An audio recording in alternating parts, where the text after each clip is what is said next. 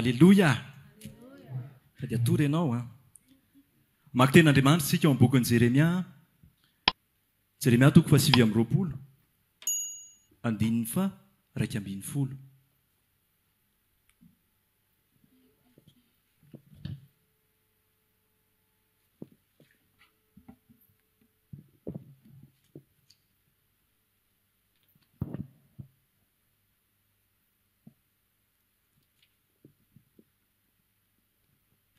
Jeremia toko 8:20 andininy fa 1:10.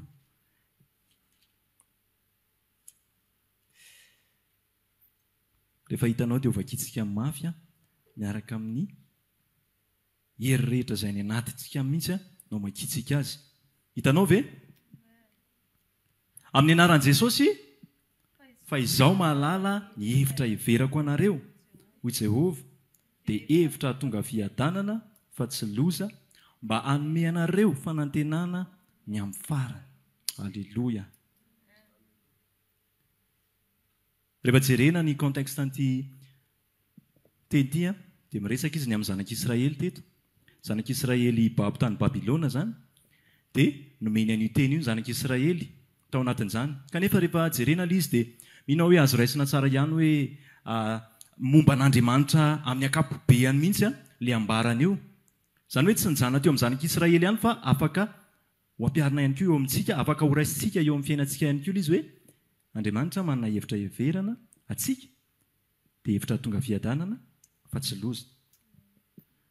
Ny fihevitr'Andriamanitra rery ihany no marina, izay ny anombohako azy. Ny zanak'Andriamanitra rehetra dia tokony hanaiky mandrakariva fa ny fihevitr'Andriamanitra no azo antoka indrindra. Na amin'inona dia ny fihevitr'Andriamanitra rery ihany no marina satria isika zanaka dia Andriamanitra ny ray. Dia ny ray mahalala kokoa no mety amin'ny zanaka. Fiteny ray aman-dreny foana hoe izay teraka talohanareo, fantatrany mety aminareo. Marina izay sa tsy marina? Marina izay.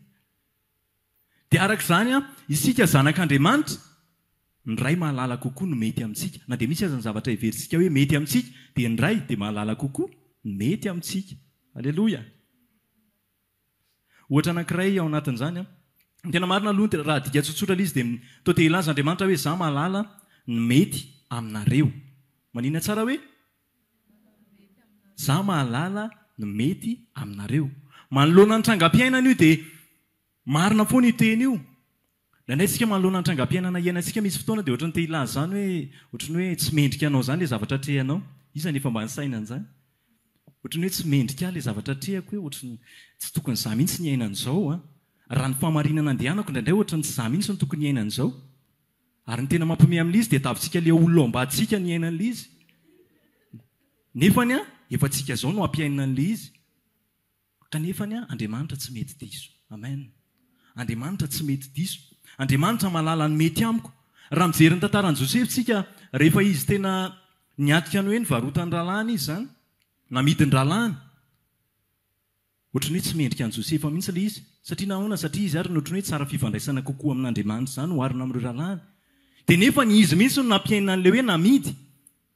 Ary hoe nienjana be amin'ilay izy fa raha vao misy mivorivory zany ka tsy hoe ianao dia mailo ianao sao dia namidy ny ralàny.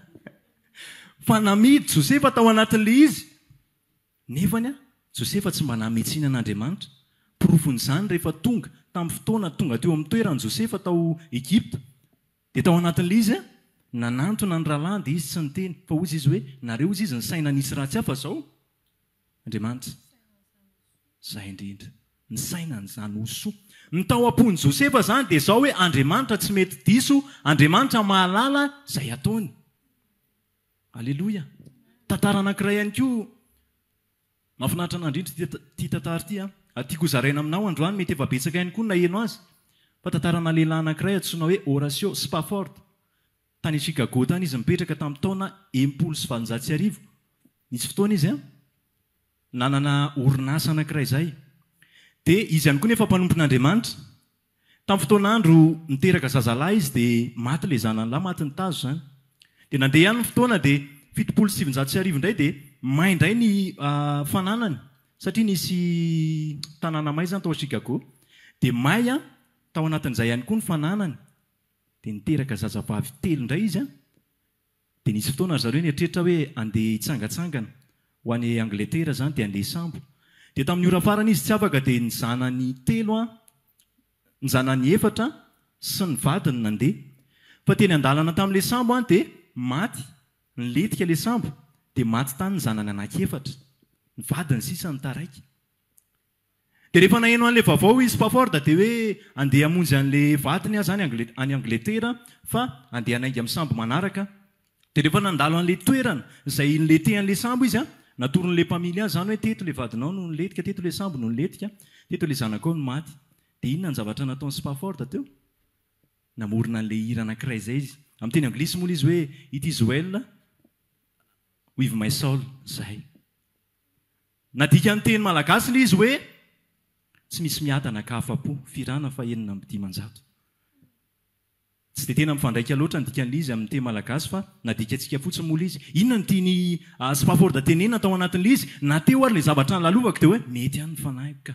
Tompo, mety ihany ny fanahiko. Inona mahatonga anazy natsapa an'izay zavatra izay? Fantany fa Andriamanitra tsy mety diso. Ary fantany ihany koa fa ao anatin'izany rehetrarehetra izany Andriamanitra mahalala mety aminy. Raha ny teeritreriny dia izao hoe tsy efa zanako efa maty tamin'ny voalohany anankitelo ihany koa, anankefatra ve mbola miara-lainao daholo, sady tonga dia tsy nalainao tsikelikely izy fa tonga dia nirofinao daholo. Fa izao nefa nozy izy hoe mety tompo, mety ny fanahiko. Ao anatin'ilay izy tsy herin'olombelona ny lazany an'izany fa tao anatiny mihitsy natsapa hoe Andriamanitra fantatro fa tsy mety diso izany ianao hoe namaty aza ny zanako anankefatra tsy mety diso ianao. Aleloia. Taorianan'izay dia nakasika olona maro izay hiry izay. Dikan'izany diavana Andriamanitra mahalala mety amintsika. Ny fiadanana teneny eto hoe hitondra fiadanana fa tsy loza, mety hoe fiadanana tena any anaty mihitsy izy fa zavatra anankiray ihany koa mitondra vokatra. Ny fiadanana zany ohatra ny te hilaza hoe vokatra eo amin'ny fiainanao. Mety anontany ianao inona zany vokatra teo amin'ny Josefa zany, ny Josefa manokana zany mety hoe tonga prime ministre izy, mety tonga mpitarika izy. Fa ho antsika zany vokatra ara-panahy indray manomboka eo. Aleloia. Aza manantena ohatry ny Josefa aloha hoe za tsy niteny azany fa ny antsika indray vokatra ara-panahy manomboka eo. Tadio tsara isaky ny mandalo zavatra ianao dia izao nataovy ao an-tsaina mety ny fanahiko tompo noho ny aminao. Tsy hoe noho ny amin'ny hoe ka mbola misy azo antenaina izy hiteraka ve moa tsy hiteraka tsy izay ny tao an-tsainy Horatio Spafford fa ny zavatra tao an-tsainy dia izao Andriamanitra mahay mitondra ny fiainako, Andriamanitra mahalala ny mety, Andriamanitra mahalala ny mahasoa mihoatra noho izay heveriko mahasoa. Misy zavatra ny hery havana heverintsika hoe mahasoa ary sika ny tena marina somary miseho milay izay mihevitritsika hoe mahasoa nefa Andriamanitra mahita ery hoe tsy mahasoa ka. Mihevitritsika hoe mety fa Andriamanitra mahita ery hoe tsy mety ka. Mihevitritsika hoe tena tokony izao mihitsy, Andriamanitra ery mahita hoe tsy tokony izany ka. Ry havana, tadio tsara androany manomboka androany zany ianao dia amerina ny sainao indray eritreritra fa Andriamanitra mahalala mety aminao. Amen. Tia ampahery manokana ho an'izay mety hoe mandalo tsy fahasalamana androany. Atao boky manokana tamin'ny nanao an'ity hafatra ity. Ho an'ny mety hoe mandalo tsy fahasalamana androany na manaraka amin'ny hafa amin'ny direct ianao. Mety hoe fahasalamana efa ela be, efa tsy hitantsony izay iainana fa ity tena efa iainana eto foana izany ity. Fa za tia ampahery anao androany tsy diso Andriamanitra, mety ny fitondrany. Tsy mety diso mandrakizay Andriamanitra, marina ny fitondrany. Inona ny tianambara ao anatin'izany? Nisy fotoana ry havana nandalo tsy fahasalamana izay, ny zavatra tao an-tsaiko tamin'izany fotoana, satria mbola nikatokatona ny masom-panahy, mbola somary sinoa, tsy tena nisokatra tsara. Fa noho ny amin'ny fahasoavan'Andriamanitra dia nisokatra, noho ny amin'ny fahasoavan'Andriamanitra irery ihany. Amen. Fa tamin'izany dia nieritreritra mihitsy hoe tena eto izany ny fiafaran'ny fanompoako an'Andriamanitra satria nahoana? Satria ilay zavatra mba hay zany hoe tsy afaka ho atao tsony. Ina moa ny haiko tamin'izany ohatry ny hoe mitendry zany. Dia nefa za somary sahirana rehefa mitendry tamin'izany vokatra ny mety hoe tsy fantatro, mety hoe stress be loatra angamba. Dia somary sahirana any amin'ny hoe hamafin'ilay zava-maneno tamin'izany. Dia rehefa tao anatin'izay dia nieritreritra hoe Andriamanitra za zany efa mare foana hoe tena misy lalana tia ny hitondrany. Fa zany efa tia insista foana za rangaha tia hitendra, za rangaha tia handeha lavitra amin'ity zavatra ity. Dia nefa Andriamanitra fantatra hoe manana ny zavatra tiany atao ihany koa izy. Eo ilay tenentsika hoe sika manana an'ilay tiantsika atao, manana an'ilay heverintsika hoe tena ato ny mety kokoa. Dia tao anatin'izay rehefa nanaika hoe Andriamanitra fantatro fa tsy diso ianao. Za tamin'izany menimenina foana, tsy hoe menimenina amin'olona fa ny anatiko any henoko mihitsy hoe menimenina. Hitanao hoe any am-pitendrenana dia menimenina zao foana averina ny aina. Tena mitenrery mihitsy menimenina amin'ilay izy. fa taty aoriana rehefa mba hanosokafan'ny tompo ny masom-panahiko dia izao ny zavatra tato an-tsaiko mety ity tompo fa zao ho ekeko ny fitondranao tsy diso ianao manana lalana ianao ambadika le izy tamin'ny fotoana nanatsahatra hoe tena za zany tsy tendry mandritra amin'ny fotoana vitsivitsy aloha dia tao anatin'izay rehefa niekeko le izy dia izao manomboka hitanao amin'izay ny fitondran'Andriamanitra le asehony anao hoe zao no mety amin'ny fotoana ianao tsy manajanona n'le tsy mety dia tsy ho hitanao hoe zao le mety indraindray tsy tiatsika hiara iseho le izy ianao sady te handeha amin'le tsy mety ianao koa nefa te hahita an'le mety nefa tsy miaraka le izy fa amin'ny fotoantsika manaiky hoe Andriamanitra tsy mety diso raha ngahy ianao za anaiky an'izay mety aminao fotsiny dia hitanao amin'izay manomboka eo fa lasa mihoatra noho izay mety hoe heverinao mety aza nitondrany ianao aleloia za tsy nietrehitra hitoriteny zany aza mietrehitra ianao hoe tena te ho mpitoroteny fa tsy nietrehitra n'izany mihitsy tsy nietrehitra ihany koa na hitarika fotoana zany tsy nieritreretiko zany fa ianao rehefa manaiky tsy hoe le mitarika fotoana sy mitoriteny ny zava-dehibe aoka tsy ho diso fandray ianao fa ny tiako tenenina hoe afaka mampiasa anao mihoatra noho izay eritreretinao izy rehefa manaiky ianao an'izay tiany hampanovina anao tsy araky ny hoe tianao le izy fa arak'izay tiany ho atao tsy hoe ianao nkapabla indrindra fa satria ianao fotsiny rehefa manaiky ianao hoe ianao mahay mitondra dia hoentin'ny tsara mihitsy ianao anatin'izany tao anatin'izany na dia hoan'ny hoe zanak'Andriamanitra zany tiako tenenina raha hoe mandalo tsy fahasalamana ianao na ohatran'izany dia za te hampahery manokana androany fa ninninona zavatra trehanao dia lalana mitondra fiadanana fa tsy loza le loza eritreretina eto izao hoe mety hoe animba ndraindray tsika mieritreritra mihitsy hoe tena efa ho simba eto le niteneniko teo hoe efa fiafaran'ny fampokonao anga amin'ity Andriamanitra fa nefa ny tian'Andriamanitra ho atao dia lalana izay ampitondra vokatra amen ampitondra inona ampitondra vokatra ny tanjon'le zavatra tsy hoe ao anatin'izay ianao dia manantena zavatra araky ny eritreretinao fa manantena zavatra izay araky ny eritreretin'Andriamanitra irery ihany mety hoe tsy ao amin'ny tompo ihany koa ianao mety mandre an'izao afatra izao mety hoe tsy salama zao ianao mandre ihany amin'izao fa za ty hiteny ianao amin'ny anaran'i Jesosy ao anatin'izany ny hirifiry ny aina n'le jiolahy teo amin'ny hazo fijaliana no ny aona ny tamin'i Jesosy raha tsy niaritra hirifiry teo amin'ny hazo fijaliana iny jiolahy iny tena mieritreritra tena miteny aminao fa mieritreritra kokoa hoe mety vao mainka jiolahy kokoa izy promax mety niakatra kokoa ny gradiny fa raha niantona teo izy dia teo ny aona ny tamin'i Jesosy aleloia izy fotoana ny hirifiry iainanao mahatonga anao ho tafoana amin'i Jesosy sy ny famonjeny ho an'izay mandre zany raha mbola tsy an Jesosy ianao malala so dia efa antso zany eonanao amin'ny famonjeny Jesosy manomboka androany indray ry havana tadio fa ny zavatra tiany Jesosy indrindra ao anatin'ny fiarahana aminy dia isika akaiky azy isika maninona ary isika vonjena dia tsy vonjena fotsiny fa isika akaiky azy ninona zany atrehana dia izao zavatra ampanakaiky azy izay zavatra lalovako zany dia inona zavatra ampanakaiky azy na inona faharoa manarak'izay dia izao manoloana ny safidy eo amin'ny fiainantsika dia izao ny fihevitr'Andriamanitra ihany koa no marina manana safidy tsika manana safidy ianao afaka misafidy ianao afaka misafidy tsika rehetrarehetra fa izao anefany ny safidin'Andriamanitra no andeha ho safiditsika aleloia ny safidin'Andriamanitra no azo antoka indrindra satria ao anatin'le fihevitra ny any izay zavatra resahantsika izay manana ny heverintsika ho tsara safidiantsika amin'ny fotoana fa izay heverin'ny tompo ihany no azo antoka indrindra izay safidy asainy safidianao no safidy azo antoka indrindra tadio tsara ny tantaran'i Mosesy dao ny hiverenantsika ny tantaran'i Mosesy tao anatin'ny tantarany zavikeliny Farao izy tsy tena zavikeliny hoe naterany zany nisy fotoana mantsy any nitory an'iny dia nisy ny komante le izy hoe aiza koa hoe zanaky tsy zavikeliny Farao zany Mosesy izy eny tsy zavikeliny tena d'origine izy fa zavikely natsangana zavikely natsangana izy nisy fotoana izy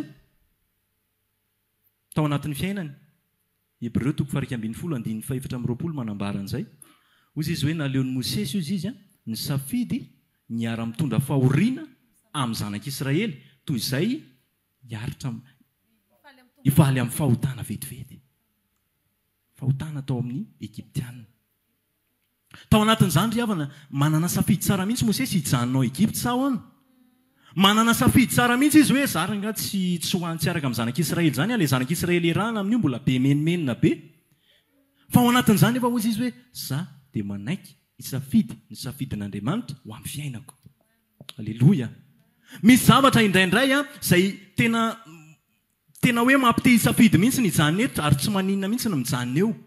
Raha nijanona teo ny Mosesy ngamo nisy naninona anazy teo, eo zany ny tiniko. Fa reniny fony loatra hoe aleo misafidy ny miaritra fahoriana miaraka amin'ny zanak'Israely eo amin'ny fomban'Andriamanitra toy izay eo amin'ny toerana izay mety hoe misy zavatra ny tany kanefa tsy misy ny fomban'Andriamanitra. Teneniko anao fa tany anefitry Mosesy no niresaka be indrindra tamin'Andriamanitra. Alleluia. Tao anefitra izy no niresaka be indrindra tamin'Andriamanitra. Fa raha nijanona tao Egypta izy dia izao ny zavatra nitranga sady tsy miresaka amin'Andriamanitra izy mety hoe ny zavatra ny tany eo aminy avokoa. Izay ilainy rehetrarehetra eo aminy avokoa. Izay zavatra tediaviny dia mikomandy fotsiny izy dia mipotra. Fa tao anatin'ny fiarahany amin'ny zanak'Israely, tao anatin'ny nanekeny an'ilay safidin'Andriamanitra, no inona? Nahitany bebe kokoa ny fomban'Andriamanitra azy, nahitany bebe kokoa ny mahandriamanitra an'Andriamanitra, ary indrindra nahitany bebe kokoa ny fomban'Andriamanitra azy. Teneniko anao misy safidina indray mipetraka, zavatra ny tany maso kokoa eritreretintsika. Misy safidina indray mipetraka eo anoloanao feno zavatra ny tany, fa za miteny aminao fa ninona zavatra ny tany tsy mahasolo ny fanatrehan'Andriamanitra zany. Na inona toerana iverinao ambony indrindra propozenanao kanefa tsy ao, Andriamanitra aleo tsy makao. Amen. Aleo everiny olona hoe mitsipozipozeny toy izay makao. Fa possible ianao tena ao dia tena milamina dia tena mipetraka amin'ny toeranao, fa ao anatin'izay nefa tsy ao Andriamanitra. Ianao tsy mahare ny fanatrehan'Andriamanitra, ianao tsy mahare an'Andriamanitra amin'ny teny, ianao tsy mahare ninninina. Mety iza ho tahaka ny Mosesy, ny safidin'Andriamanitra, na dia nieritreretiny aza hoe fatany tsara mihitsy nefa hiatra fahoriana izy. Sa tsy izay? Fatany tsara mihitsy hoe ty zavatra ty tsy resaka ray andro hoe ndao hamoaka ny zanak'Israely avy any Egypta. Dia hoe izay fotsiny. Fa efa nanomboka teo amin'ilay lehilahy anankiray izay navoaka an'ilay narovana io, efa nanomboka teo amin'ilay lehilahy anankiray izay narovana io, ilay Israelita, Hebreo. Tao anatin'izay dia rehefa narovana izy dia ilay lehilahy narovana indray no niteny aminy hoe fa izy elany nametraka izy elany hitsara anay. Fa manomboka ny sadiny ilay ady. Efa fantany hoe efa manomboka manahirana zany zao sahady raha vao mbona narovana kely dia efa manome vavana. Fatany tsara mihitsy ilay ady. Fa ozy izy hoe aleo kokoa miaraka amin'ny tompo ao anatina ady toy izay tsy miaraka amin'ny tompo ao anatina filaminana. Efa ensika ilay afatra milaza hoe filaminana sy fiadanana. Tandrema ianao diso fa ny filaminana tsy voatery fiadanana. Ny filaminana ara-materialy tsy midika fa fiadanana. Fa ny fiadanana dia ianao ao anatin'ny ady kanefa ianao mbola mandre an'Andriamanitra. Amen. Ianao ao anatin'ny zavatra trehana fa ianao mbola mandre an'Andriamanitra. Alleluia. Teneniko anao safidiana foana ny ahitanao an'Andriamanitra, ny toerana ahitanao an'Andriamanitra, ny safidy tokony hipetraka mazava indrindra ho antsika zany manomboka izao dia ahoana? Ao amin'ny toerana izay misy an'Andriamanitra. Tsy ao amin'ny toerana matafo, tsy ao amin'ny toerana mapety, tsy ao amin'ny toerana poinsa indrindra ataoko anaty fonteny, fa ao amin'ny toerana izay ahitana an'Andriamanitra irery ihany. Alleluia. Mety salama ianao fa mahita an'Andriamanitra. Alleluia. Mety mandalo tsy fisiny ianao fa mahita an'Andriamanitra. Alleluia. Mety mandalo zavatra be dibe ianao fa mahita an'Andriamanitra. Paoly nandalo zavatra be dibe fa ahoana? Mahita an'Andriamanitra. Amen. Tsy aloha zany mampitsiriritra toy izay hoe hipetraka tsy haiko. Hipetraka aiza ny tianao? Hipetraka any Dubai ianao nefa tsisy ninona mandeha amin'izay loniny mihitsy ilay fiainam-panahy aminy. Ny selfie mipetraka tsara mihitsy fa ianao tsisy mandeha amin'izay loniny. Ny olona mahita hoe mety ilay izy fa ianao mahita ianao tsy mety nie. Tsy mety ilay fiainako izany fa ahoana ary? Aleo ry havana tsy fiainana miimpressionner ny hafa no tadiavintsika.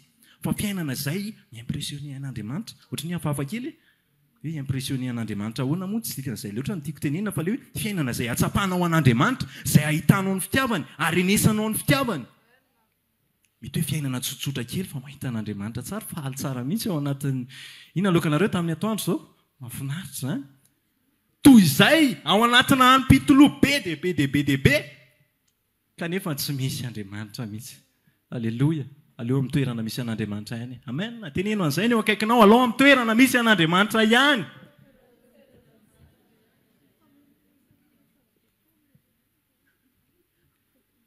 Hoy ateo hoe niresaka kokoa tamin'ny Mosesy Andriamanitra tany anefitra. Inona ny hevitra lalovanao androany? Hiresaka aminao any Andriamanitra. satria fantatro fa ianao dia olona vaovao natiora vaovao izay misafidy mandrakariva ny eo amin'ny misy an'Andriamanitra. Fa telo manarak'izay dia izao Andriamanitra ihany koa manana fiheviny ao anatin'ny fotoana. Ao anatin'ny fotoana, aleo ny fotoana an'Andriamanitra ihany e. Aleloia. Marina hoe ao anatin'ny zavatra rehetrarehetra dia afaka tena manao safidy tsara tsika, fa ao anatin'izany ihany koa aleo miandry ny fotoana an'Andriamanitra izay mety aminy amin'ny zavatra rehetra aleo miandry ny fotoana an'Andriamanitra tsara. Indray ihany koa nefa antsika noho ny amin'ny fahalalantsika, fandiniantsika ny zava-misy, vokatry ny fiheverantsika manokana, izay zany no miteraka an'ilay fiheverana manokana avy eo noho ny amin'ny fandiniana zavatra be dehibe, dia lasa manana fiheverana manokana tsika avy eo nefa ny fiheverantsika indraindray tsy marina, fa ilay fiheveran'Andriamanitra ny marina. Mihevitsika indraindray hoe tsy efa-tsy fotoana antsonona nga zao ohatra zany ianà. Efa-tsy fotoana an'izany fagagan'izany intsony zao ohatra zany ianà. Dia eo tsika mieritreritra nefa Andriamanitra ery mbola fotoanany ohatra, izay ny teneniny. Dia ianao mieritreritra hoe tsy izay tsonona nga. Satria nahoana? Satria ohatran'izao, ilay teneniko hoe manana fiheverana tsika noho ny fahalalana, noho ny amin'ny fandiniana zavatra be dehibe. Andray ohatra anankiray tsika ao anatin'izany Luka 5:5. Petera rehefa nandray niaraka tamin'i Jesosy dia nasaina nandrotsaka an'ilay arato. Rehefa nasaina nandrotsaka an'ilay arato Petera dia izao ny zavatra nitranga. Zavatra be dehibe Petera. Izay ne efa hatramin'ny alina ny teto e. Efa tety foana izay Jesosy a. Efa ohatran'izao Jesosy a. Ohatran'ny teteny Petera hoe efa tsy fotoana antsono a. N'insiste plus. Efa tsy fotoana antsono. Ohatran'ny teteny izany Petera hoe efa ilay fotoana nefa dépassé. Dia izay nefa mbola sainao mandrotsaka an'ity fa inona tenen'i Jesosy ohatran'ny teteny hoe mbola fotoana ka. Satria nahoana fotoanan'i Jesosy ny marina. Tsy izay tenen'i Petera ny marina fa izay tenen'i Jesosy. Amen. Izay tenen'ny sitraka ny marina fa izay tenen'i Jesosy. Ka rehefa niteny zany Jesosy hoe arotsay ilay izy dia ahoana? Izay zany ilay fotoana e. Dia jerevi tsara fa rehefa nanaraka Petera tao anatin'ilay izy hoe narotsana ilay izy dia inona ny zavatra nitranga? Nisy vokatra. Raha ny insiste Petera hoe tsy fotoana intsony izao, lasa nody, tsisy ninona hitany teo. Iny moa ny anazy iny zany zavatra hita maso ny vokatra hitany, fa hoy ateo hiverina kely amin'ny teneniko teo hoe vokatra ara-panahy. Rehefa miteny Andriamanitra hoe izao ny fotoana, dia izao ny fotoana. Tsy fantatro inona ny fotoananao eritreretinao ny tenenin'ny Tompo taminao, fa izay ny fotoana zany, rehefa izay ny fotoana, ahafahanao miasa ao an'Andriamanitra dia miasainao an'Andriamanitra zany. Arak'izay ao am-pony napetrany eo am-ponao. Fa tsy hoe efa tsy fotoana intsony, efa 70 taona ny aro Tompo e. Mbola betsaka ny azo atao amin'ny fanjakan'Andriamanitra. Afaka asoany hafa foana ianao na 4 taona na 5 taona. Fa izao aza lavina rehefa miteny Tompo hoe mbola fotoana ka. Amen. Sara ihany koa dia tahak'izay ihany. Niresaka Sara tamin'ny Abrahama rehefa niteneny Abrahama hoe tsika ho niteraka. Dia inona ny zavatra nataony Sara? Meme Sara. Ohatr'izay fomehanao izay mihitsy nataony. Me izy hoe yes. Ny tena marina tsy hoe Andriamanitra tsy hoe fahaizan'Andriamanitra nanambany Sara, tsy nanambany mihitsy izy. Fa ny zavatra niteneniny dia izao hoe izany efa antitra e. Tsy possible zany e. Tsy possible. Sara tsy nanambany an'Andriamanitra. Raha nanambany an'Andriamanitra izy dia mety niteny hoe aiza koa ny aizany an'izany. Fa tsy nanambany an'Andriamanitra mihitsy izy fa izao ny zavatra nieritreretony hoe za efa antitra. Maninona? Miseho mahalala an'ilay fotoana. Miseho mahafantatra an'ilay fotoana hoe efa antitra ka na efa antitra azy ianao rehefa miteny ny Tompo hoe izay ilay izy dia izay ilay izy aloha. Misy fotoana isika tia halala izany hoe za efa tsy mety sondra nga zany raha ny zavatra fandiniako azy ohatrohatran'izao kely angambany tsy mety tsony. Ary ny zavatra nitenen'ny Sara tsy diso mihitsy. Efa antitra izy. Sa tsy izay? Izay ny lôjika. Fa rehefa miteny Andriamanitra, foana ny lôjika. Rehefa miteny Andriamanitra, tsy misy fisainan'izaniza, afaka mitsangana manohatra an'izany. Rehefa miteny Andriamanitra, ny lôjika rehetra dia mandohalika avokoa. Rehefa miteny Andriamanitra, dia izao ny fandiniantsika rehetrarehetra mihetra avokoa zany. Amen. Ianao ve vonina hampihatra ny fandinianao rehetrarehetra? Rehefa miteny Andriamanitra hoe fiadanako nomeko anareo, aiza akory Tompo. Efa tsisy ninona avy ato hatrany mbola fiadanana koa fa aza mahasosotra. Rehefa miteny Andriamanitra hoe fiadanako nomeko anareo, dia izay ilay izy zany. Amen. Rehefa miteny Andriamanitra hoe izao momba anareo mandrakariva, mandrapatonga ny fahataperan'izao tontolo izao, dia tsy olona anankiray tsy nomba anao no dia andinianao ilay izy hoe ka ihany ary tsy nomba anako, inona akory nomba anahy eo. Fa rehefa izay nitenen'ny Tompo dia izay ilay izy zany. Amen. Tadio tsara manomboka androany, fotoana an'Andriamanitra. fotoanan'andriamanitra anarao misy fotoana ihany koa tsika nefa mety hoe maika niteneniko teo moa zany hoe misy fotoana tsika tsy taitra efa mieritreritra hoe tsy izay tsony zany le izy fa misy fotoana ihany koa tsika nefa maika ohatra anankiray tao anatin'izany Maria rehefa nisy fotoana tao amin'ny fampakaram-bady mino fa tadidinareo tsara iny tantara iny Jaona toko faefatra rehefa tao amin'ny fampakaram-bady Maria dia lany divay an'ilay olona dia ozy izy mantsy an' Jesosy hoe Jesosy eo lany le divay ahoana fandehany ahoana ny atao dia ahoana ozy Jesosy mbola tsy tonga ny fotoako miteny izy hoe mifaninana koa moa zao sy ianao e fa iny ty mibaikobaiko ty e tsy hatrany an-trano tsy hatratinareo mbola manondrona any an-trano efa tsy hita izay anaovana ana fa ahoana ozy Jesosy tsy mbola tonga ny fotoako aho le fotoanan'i Jesosy anefany zavatra kely tao aorianan'iny ihany dia efa nataon'le izy fa ny zavatra tsy tian'i Jesosy dia zao ianao le miseho malala an'le fotoana mihitsy tsy ny anao an'le izy mihitsy ny olonan'i Jesosy fa le enao miseho malala an'le fotoana hoe tompo lany le divay tokony efa ho ataonao le izy miseho milay tsika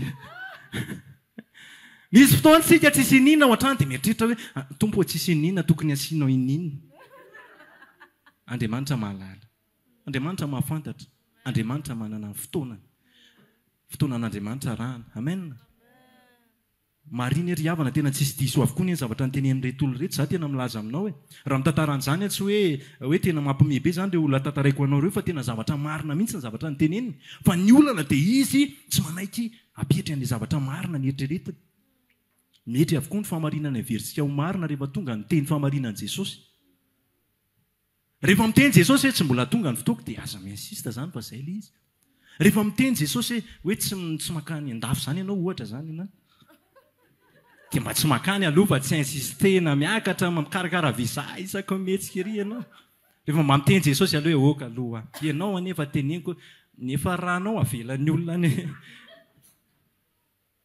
rehefa miteny Jesosy hoe oka aloha dia oka aloha amen amin'ny zavatra rehetra rehefa miteny Jesosy hoe oka aloha ianao no malala ny oka alohanao za malala ny oka alohako hoe miteny amiko Jesosy hoe oka aloha sitraka oke ary ianao ihany koa manana ny oka alohanao dia tazomy tsara ny oka alohanao fa tsy ny oka alohako ny tazomy tsara ny oka alohanao hoe oka aloha ry tompo dia manaiky ianao aloha oka aloha ry havana teny Jesosy ihany zay ihany manoloana ny trangam-piainana izay fihevitr'Andriamanitra ihany no azo antoka mitondra fiadanana manoloana ny safidy izay mety ho ataonao ary tsy maintsy atao zany raha mbola ety ambony tany tsy maintsy mametraka safidy tsika fiainana isan'andro ny safidy fa zao isika misafidy ny safidin'Andriamanitra satria nahoana natiora vaovao mendrika isafidy ilay safidin'Andriamanitra ny atao anatsika mety automatika zany misy fotoana mety hoe tsy automatika satria isika mbola eto ambony tany misy fisaina fiarahamonina mipasy any anatinao any dia lasa mieritreritra safidiny rehetrarehetra ihany koa ianao ndraindray noho ny amin'ny pression ihany koa dia mieritreritra safidiny rehetra fa zao isika misafidy ny fihevitr'Andriamanitra mandrakariva ary fahatelo manarak'izay dia zao manoloana ny fotoana ny andrasan'i Jehovah ianao Salamo 4:7 andininy 4:20 ny andrasan'i Jehovah ny andrasan'i Jehovah ianao aza velan'ny pression ny baiko anao pression ny hafa aloha ny entiny hoe nandeha tany an-dafy tamin'ny 7:20 taonany ianao na efa 4:20 taona ary ka tsy nakany mihitsy tsy maninona fotoananao dia fotoanan'Andriamanitra dia fotoananao ohatrany hoe resaka an-dafy foana koa le resahako moa zany fa tsy voatery izay le izy tsy voatery izay le zavatra resahako fa mety hoe eo amin'ny fotoana ihany koa ianao manambady ohatra na resaka vady ary ne tsy mipression ny hafa mihitsy ny ipresse anao fa ny fotoanan'Andriamanitra anao dia ny fotoanan'Andriamanitra anao amin'ny fotoana ianao mipression ny hafa no avelanao ipresse anao dia ho presseny tsara mihitsy ianao rehefa tafiditra ao fa amin'ny fotoana ianao manaiky ny fotoanan'Andriamanitra rehefa tsy izay loza ny tompo oke ary tsy izay zany manaiky ary ny tena antony zany rehetrarehetra zany ry havana malala ny tena antony mahatonga an'Andriamanitra mametraka hoe ny fihevitrany marina dia satria izy efa nifidy atsika ho amin'ny fahazavany mahagaga dia ny fahazavany mahagaga tsy mendrika ampiarantsika n'izay tiatsika fahazavany mahagaga tsy mendrika ampiarantsika ny fomba fisainantsika fa mendrika ampiarana ny fomba fisain'ilay mahagaga alleloia maherezy ianao raha ohatra mandalo ady tadio tsara Andriamanitra manana fihevitra ho anao ary raha manoloana ny safidy sarotra ianao misy fotoana dia zao misafidiana ny safidin'Andriamanitra na ianao irery azy no isafidy ny safidin'Andriamanitra safidio zany ary farany dia zao ny fotoanan'Andriamanitra ny marina indrindra. Aprimo fotoananao. Tenino ke aprimo fotoananao. Mety maika ianao, mety tsy taitra ianao, tsy mipirina daholo zany rehetrarehetra zany. Fa ny fotoanan'Andriamanitra no marina indrindra. Haleloia! Manasanao hitsangana amin'izao fotoana izao a. Ho ataontsika vavaka zany amin'izao fotoana izao ilazysika hoe Tompo. Ianao mahalala ny hevitra hiverana, dia hevitra hitondra fiadanana fa tsy loza. Izay zavatra tianao androany tsy maninona. Fa hoy ateo hoe tsy misy lehibe mihoatra ny fisainan'Andriamanitra, fihevitr'Andriamanitra no azo antoka indrindra. Raha afaka manao vavaka ianao amin'izao fotoana izao dia lazao mihitsy hoe Tompo, ny fisainako anie tsinitsinina. Zany indraindray miseho mahay ny zavatra mety hoe mety amiko e. Zany indraindray ohatrany te halalan'izay mety amiko zany mihitsy e. O Andriamanitra ho tena fisainanao ihany no mety, ny fihevitrao ihany no mety. Izay tianao ihany no mety, ny fotoananao no marina. Mety maika misy fotoana Andriamanitra, mety hoe misy zavatra be dia be. Mamaika. Fa za androany hiandry ianao. Fa izay miandry an'i Jehovah dia mandroso hery. Elatra ny akarany toy ny voromahery. Hiazakazaka izy nefa tsy ho sasatra. Andeha izy nefa tsy ho reraka.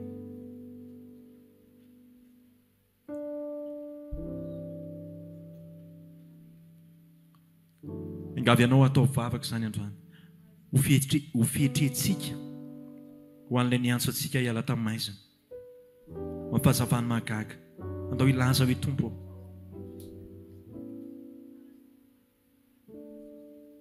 Ao anatin'ny zavatra trehako, ianao irery ihany no iankinako. Ao anatin'ny safidy sarotra trehako Andriamanitra, mety androany zany, mety rapitso. Isafidy atompony fihevitra aho. Na fihevitra izay heveriko hoe ahitana fahoriana azy, dia izao isafidy ny lalanao. O Andriamanitra, aza vela ho variana amin'ny firentirentin' izao fiainana izao zahay. Aza vela ho variana Andriamanitra ny fitobaka ny fitahiny-tany eo amin'ny toerana anankiray. Aza vela ho variana tahaka ny loto izay nisafidy amin'ny toerana azo antoka indrindra eto ambonin'ny tany. Fa meo anay nisafidy tahaka ny Abrahama ny toerana izay andrenesana anao. Meo anay nisafidy tahaka ny Mosesy ny toerana izay andrenesana anao. Ka na any tany hevitra azy dia mbola mandray anao. Aleonay Tompo toerana tany hevitra arenesana anao. Toy izay toerana iray feno filamina tsy arenesana anao. Raha maniry ary vavaka aminay ianao dia tongava ary isaky ny alahady amin'ny 7 ora sasany, ny talata amin'ny 12 ora sasany, ny alarobia amin'ny 12 ora. Eny Antsahamanitra 100 metatra ambany fijerena fety, trano Gribege amin'ny ankavian-dalana. Tongava soa tompoko.